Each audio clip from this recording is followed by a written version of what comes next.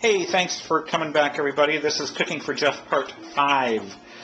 We had a request from Pat in Lakeville looking for a quick, easy, inexpensive fish, something to throw together during the week. I dug around and found from our friends at Cooks Illustrated and Christopher Kimball, last time I called him Richard Kimball, but it's Christopher Kimball, I found a recipe for a lighter oven-fried fish, so that's what we're going to go with. We've got some ingredients. The secret's going to be this Melba toast, which I'll show you a little later, along with the various other bits and pieces that we're going to be using. We've got our pan dressed here to fry the fish on in the oven. We've got just a baking sheet covered with tin foil, and then a baking sheet, or a baker's rack on top of there. I'll be right back. So let's get this show on the road, and the first thing I need to do is get the Melba toast ground up so we can use that in our coating. And my first question when I saw this recipe was, what the heck is Melba toast, and why do I need to use it? And it's basically just toasted bread, and they've taken it and sliced it and sliced it and sliced it and keep toasting it until it becomes very hard. So it's nothing special. I am going to use it just because that's what the recipe calls for.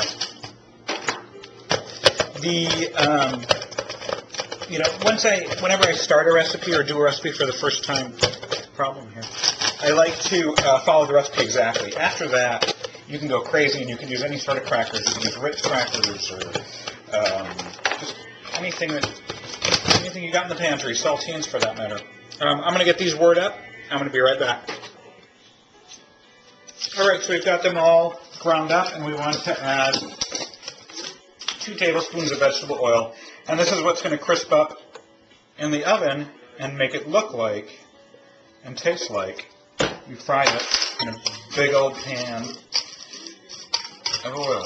So we've got 2 tablespoons in there with the Melba toast, and we just want to mix that up. And then once we get the fish all coated with this, we're going to spray it with some vegetable cooking oil as well to give it a little extra crispiness as it cooks up. And you'll see just how delicious and yummy that is. So there's our Melba toast. We've got it all coated. And we're going to move on now to the wet ingredients for our dredging.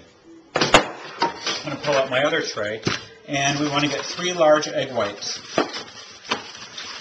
as our first item. I'm going to get a bowl, actually do it in a bowl to catch my yolks. And I'm going to save my yolks. I'm not quite sure what I'll do with them right now, but they're delicious organic eggs, so I don't want to waste those yummy yolks. 1, 2. See that nice break on that egg, how it's just perfectly right in half like that? I learned that probably from Cooks Illustrated as well. And the trick to that, I'll show you with this next one. Come on, there's one little bit on there that needs to come off. Is instead of cracking it like that on the edge of something, you just crack it straight down on the flat edge, bang, nice and hard, and that'll break it right in half. Now watch this one fall apart, just because that's the way life is. Huh. Alrighty, so there's our 3 egg whites, and we want to get that in the bowl along with our spices and mustard. So we're going to get our measuring spoons again. Let's move our eggs out of the way. That's the Melba toast wrappers. And let's pull out our garlic powder, our cayenne pepper, and our Dijon mustard. So we want 1 tablespoon of Dijon mustard. And I just washed my hands, so it's okay. I'm going to use my finger just to scoop it out of there. Best tool you got are your hands. Next thing we want to get in there is a 1/4 teaspoon of garlic powder. There we go. 1/4 teaspoon. Oops. Get that top off there. I hate those. Usually I pull those right off as soon as I get them home. So we've got a 1/4 teaspoon of garlic powder, and then we want to get our cayenne, which is 1/8 of a teaspoon. And if you'll remember, I really don't have 1/8 of a teaspoon, so I'm going to eyeball it and do 1/2 of a 1/4. And I want to get 2 teaspoons of my fresh thyme chopped up. Just set that out of the way. I have to go wash my hands. I'll be right back. All right, let's get this fish ready. First, we just want to pat it dry. And I've actually taken the fillet and sliced it down the middle to create smaller servings. So that's actually more of like a single person serving. So it'll make your fish go farther too. So I've patted it dry, and then I'm going to look for any really thin ends, and I just want to see if I can fold them over and try to bread them like that so it doesn't cook out faster than the rest of the fish. All right, so next thing we want to do is get a little salt and pepper on the game. So I've got my salt, a little pepper, flip it over, wipe off my hands, a little more salt,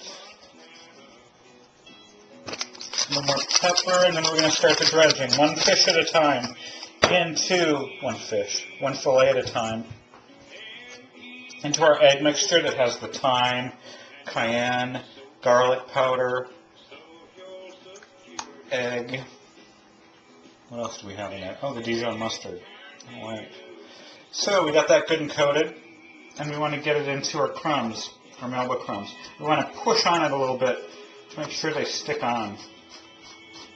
So that's going to give us our yummy fried crust, our fried wink wink crust. All right, so and then we're just going to set that right onto our rack and move on to the next one. Into the egg mixture, into the Melbas. So I did a little research on where the heck Melba toast came from, and it looks like it was the late 1800s, and it was just basically sliced bread, sliced toasted, like I mentioned earlier.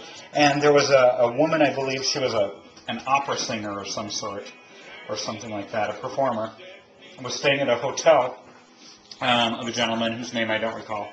And he's the one who basically came up with it when she wasn't feeling well. And her stage name, part of her stage name was Melba. So, there you go. That's your little fun fact for today. These littler slices I'm doing, if this turns out as well as I think it's going to, I may just throw them in between some bread and make a sandwich out of it, or throw it on a bed of greens for lunch tomorrow. Actually, the bed of greens is probably the better way to go, huh?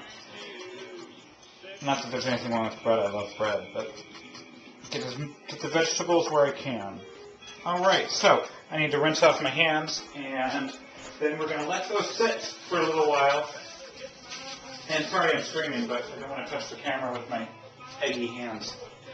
So we're going to let those sit for a little while and then get them in the oven. All right, so I'm thinking about sides to go with our light oven-fried fish.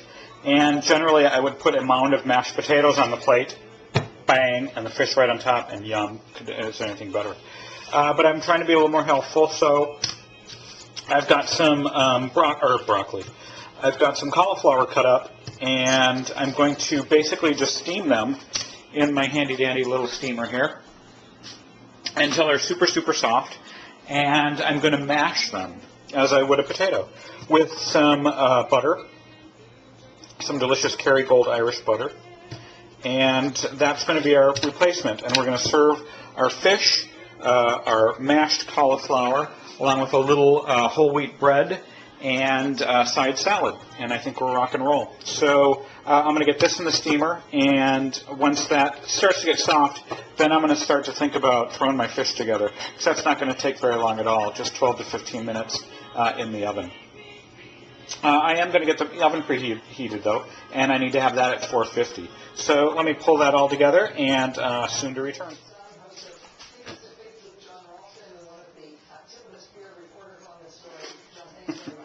There's Jeff. Quick note about the farm-raised tilapia. Farm-raised tilapia will not have the level of omega-3s that a lot of people are looking for. Reason being that the wild tilapia out in the lakes, ponds, and streams are nibbling on the sea greens, the lake greens, the green stuff. That's where the omega-3s are coming from. The farm-raised tilapia is generally fed corn or soybeans, which, yeah, tilapia don't really eat in the wild, but there you go. That's what they're feeding them on the farm.